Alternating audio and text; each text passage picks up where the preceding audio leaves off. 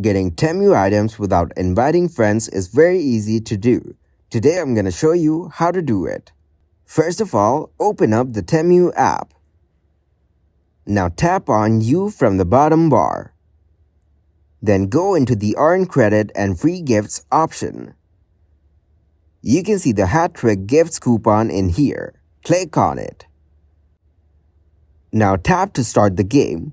To get your gifts, after your spin, if you win the grand prize, all of your gifts will be free.